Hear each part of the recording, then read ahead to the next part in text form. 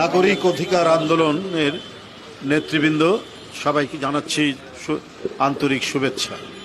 একেবারে জুম্মার নামাজের পূর্ব মুহূর্তে আমরা কথা বলছি। জুম্মার নামাজের সময় চলে এসেছে, বক্তব্য বিস্তৃত করার অবকাশ নেই।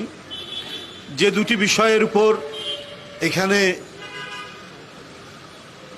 আলোচনার জন্য আমাদের ডাকা হয়েছে, আমি মনে করি বিষয়গুলি অত্যন্ত গণসম্পৃক্ত বিষয়।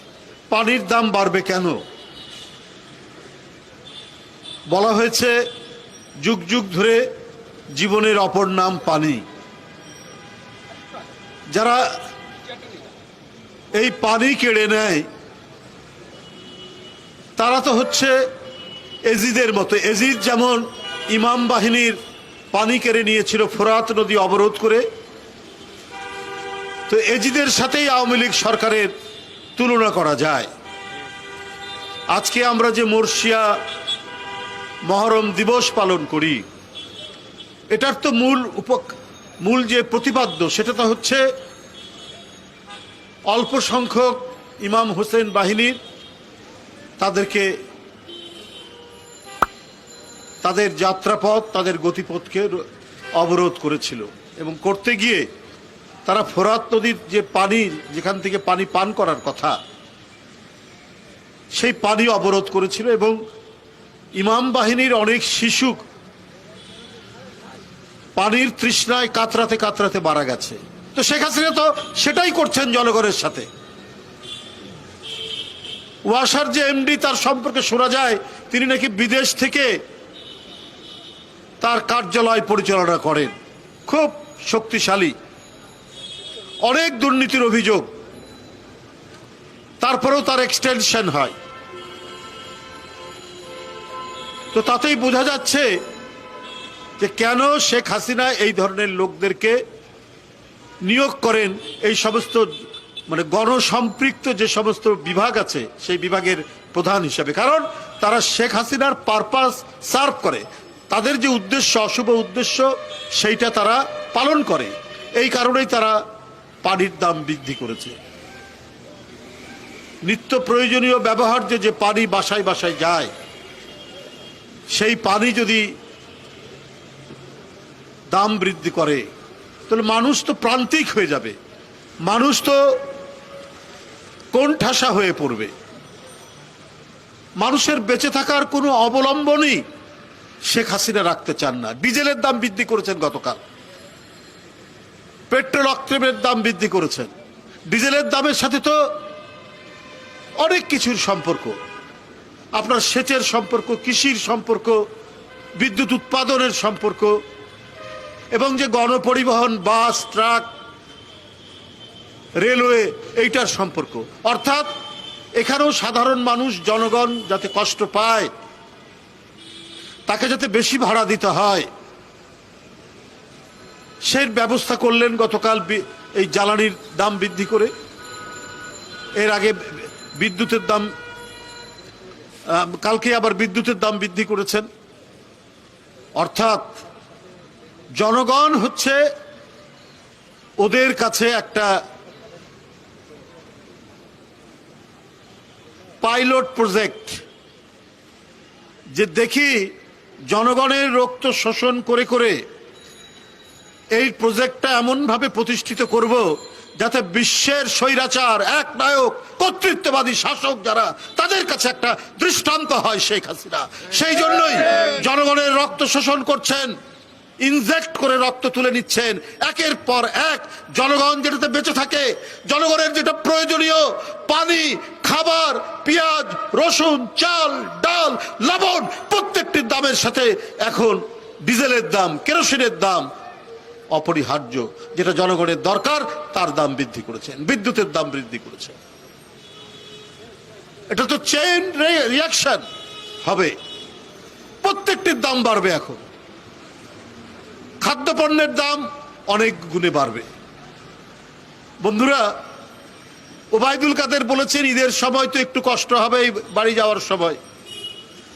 ওবায়দুল কাদের সাহেব, আপনার তো কষ্ট হয় না বাড়ি গেলে, আপনার সামনে পুলিশের হুইসেল বাজে, আপনার পিছনে পুলিশের হুইসেল বাজে, আপনার তো কষ্ট হয় না। কিন্তু আপনি সাধারণ যারা যাত্রী, যারা বছর অন্তে একবার পিতামাতার সাথে আপনজনের সাথে ঈদ করার জন্য এই প্রধান উৎসব বাংলাদেশের কত কষ্ট করে তারা যায়, এটার কি হিসাব রাখেন ওবায়দুল কাদের সাহেব? আর আপনি ওই কথা বলে তো জনগণের সাথে ব্যঙ্গ করছেন, ঠাট্টা করছেন, রসিকতা করছেন। কষ্ট তো হবেই। কষ্ট তো আপনার হয় না, আপনার এমপিদের হয় না, আপনার মন্ত্রীদের হয় না। কারণ আপনি কখনো ট্রেনের খবর নিয়েছেন? অনলাইনে নাকি টিকিট করা যায়, কিন্তু ট্রেনের টিকিট আগেই ব্লক হয়ে যায়। এটা কি ওবায়দুল কাদের সাহেব জানেন? ট্রেন তো সরকারের নিয়ন্ত্রণে। তো ওই ট্রেনের টিকিট ব্লক হয় কি করে? ওই টিকিট চলে যায় এমপির আত্মীয় স্বজনদের কাছে, ওই টিকিট চলে যায় মন্ত্রীদের আত্মীয় স্বজনদের কাছে, তারা পেয়ে যায়। সাধারণ মানুষ সারা দিন রেলওয়ে স্টেশনগুলোতে লাইন ধরে দাঁড়িয়ে থাকে, টিকিট পায় না। আপনি কি ওবায়দুল কাদের সাহেব জানেন এই যে বাস, এই বাস তো হচ্ছে প্রাইভেট ট্রান্সপোর্ট, বিআরটিসি হচ্ছে সরকারি ট্রান্সপোর্ট, সব ট্রান্সপোর্ট। আপনি জানেন যে এই ঈদের সময় টিকিট ব্লক হয়ে যায়। যে টিকিটের দাম 400 টাকা সেটা 800 টাকা দিয়ে কিনতে হয়, ডাবল হয়ে যায় টিকিটের দাম। প্রাইভেট কোম্পানিগুলোর বাসে তো দাম বাড়ার কথা না, ওর তো এমনি টাকা বেশি নাই। কিন্তু আপনি যান, কল্যাণপুর যান, আপনি সায়দাবাদ যান, আপনি গাবতলী যান, যে বিভিন্ন জায়গায় যান যেখানে আপনার বাসের স্ট্যান্ড, প্রত্যেকটা জায়গায় দেখুন এই ঈদের সময় আপনার বাড়িতে যাওয়ার জন্য মানুষ উন্মুখ হয়ে আছে, টিকিটের দাম ডাবল, 3 ডাবল। কই আপনার সরকার, বিএনপির লোক যারা আন্দোলনের ডাক দেয়, কর্মসূচি পালন করে, মিছিল করে, তাদের যদি বাবা যদি কবরে মারা যায়, সেই লাশের নামেও আপনারা মামলা দিতে দ্বিধা করেন না। বিএনপির নেতাকর্মী যদি বাস ঝাড়ে, বনে জঙ্গলে থাকে, তাকে গ্রেপ্তার করতেও আপনারা দ্বিধা করেন না, গ্রেপ্তার করে নিয়ে যান, তাদেরকে খুঁজে পান। কই এই সমস্ত ব্ল্যাক মার্কেটার, এই সমস্ত মাফিয়া, এদেরকে খুঁজে পান না? আপনাদের সময় দৃষ্টান্ত হয়েছে, যেটা অবাক করা কাণ্ড,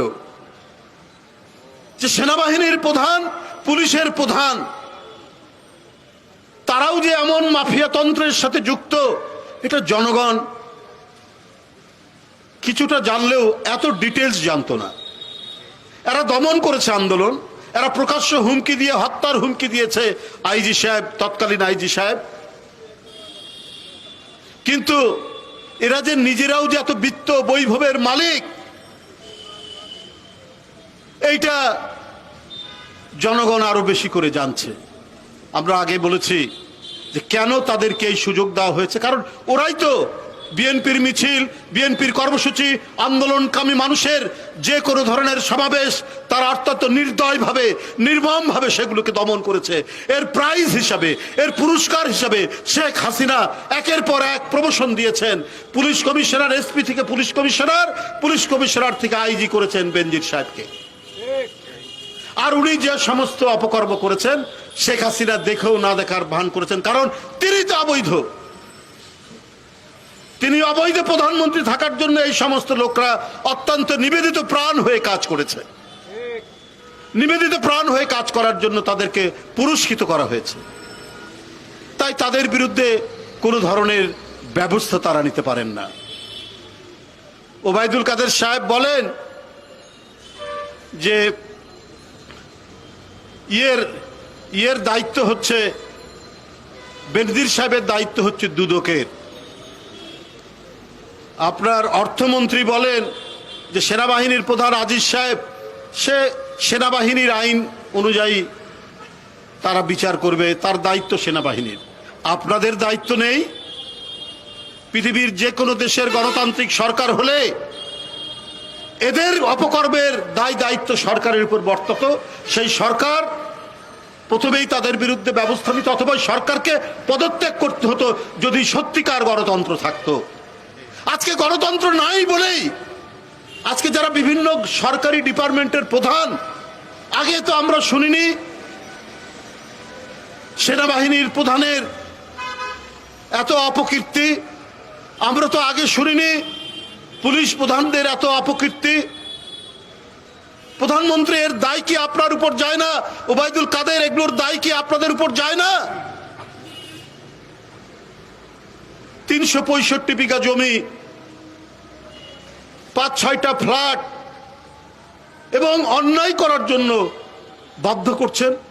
আজকে মার্কিন যুক্তরাষ্ট্র অ্যান্টি ক্লেপ্টোক্রেসি অ্যাক্টের দ্বারা যখন একটা স্যাংশনের কথা শুনলাম, এরপরে দেখছি কিছু নড়াচড়া, তাও নিজের ঘাড়ে দায় নিচ্ছেন না।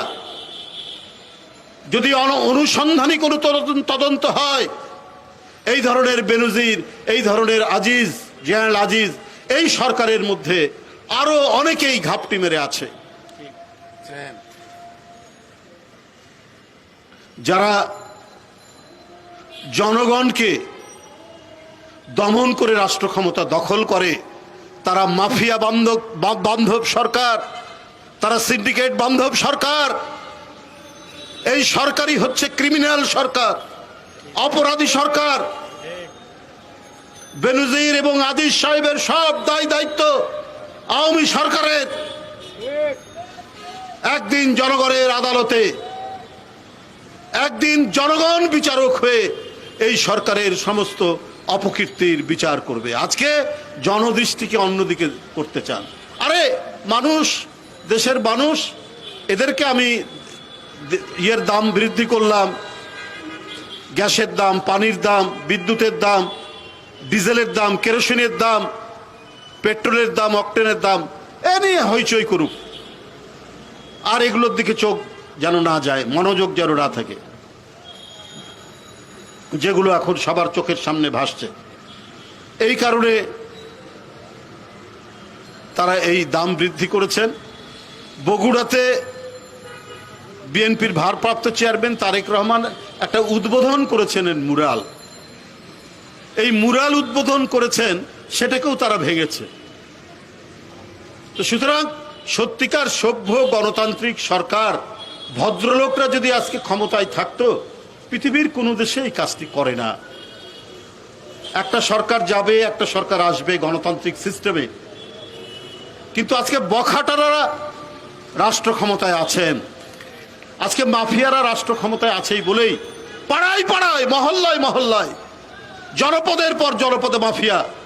আজকে আনোয়ারুল আজিম আনার, এরা আজকে এমপি হয় কি করে? এদেরই তো বহিঃপ্রকাশ যে একটি রাজনৈতিক দলের প্রধান তারেক রহমান সাহেবের উদ্বোধনকৃত বগুড়ায় খোকন পার্কের একটি মুরাল ভেঙে দেওয়া হয়েছে। কারণ কোনো ভদ্রলোক আর আওয়ামী লীগ করে না, কোন ন্যায়ানুগ মানুষ আর আওয়ামী লীগ করে না। আপনি দেখবেন প্রতিটি জনপদের পর্যায়ে, কারণ ওদের তো আর ভোট দিতে হয় না। শেখ হাসিনা যাকে সিলেকশন করেন বঙ্গভবন থেকে, সেই উপজেলা চেয়ারম্যান হয়, সেই ইউপি চেয়ারম্যান হয়, সেই এমপি হয়। যদি অবাধ সুষ্ঠু ভোট হতো, আনোয়ারুল আজিম, যদিও তাকে হত্যা করা হয়েছে, এটা গভীর ষড়যন্ত্র, টুকরা টুকরা করে তার আর পুরো ইয়েই পাওয়া যাচ্ছে না। কিন্তু আমার কথা হলো, তার আগে 2014 সাল থেকে এই ভদ্রলোক এখন এমপি। তো ভদ্রলোক বলতেই হচ্ছে, শেখ হাসিনার কারণে এরা এমপি হয় কি করে? এদের সাথেই সমস্ত যোগসূত্র, মাফিয়া, সোনা স্মাগলার, যেগুলো আমরা এখন সংবাদপত্রের পাতায় পড়ছি। এই রকম একটি নারকীয় ভয়াবহ পরিবেশের দিকে বাংলাদেশকে ঠেলে দিয়েছেন শেখ হাসিনা। কোন ভদ্রলোক বাংলাদেশে বাস করতে পারবে না যদি শেখ হাসিনার এই ডামি সরকার ক্ষমতায় থাকে। এরা শিক্ষা ধ্বংস করে দিয়েছে, এরা অর্থনীতি প্রচন্ড নৈরাজ্য সৃষ্টি করেছে। টাকা নাই, ডলার ক্রাইসিস, মুদ্রাস্ফীতি, ব্যবসা বাণিজ্যের দাম বৃদ্ধি পাচ্ছে, এক ভয়ঙ্কর পরিস্থিতি। আর এই পরিস্থিতি তৈরি করেছেন শুধু লুটের অর্থনীতি এবং লুটের ভাবধারা। এই সরকার অনুপ্রাণিত বলেই এই কাজ তারা করেছে। বন্ধুরা আমার, আমি তীব্র নিন্দা জানাচ্ছি বগুড়ায় জনাব তারেক রহমানের উদ্বোধনকৃত মুরাল ভেঙে ফেলার। আমি তীব্র নিন্দা জানাচ্ছি আজকে কেরোসিনের দাম, ডিজেলের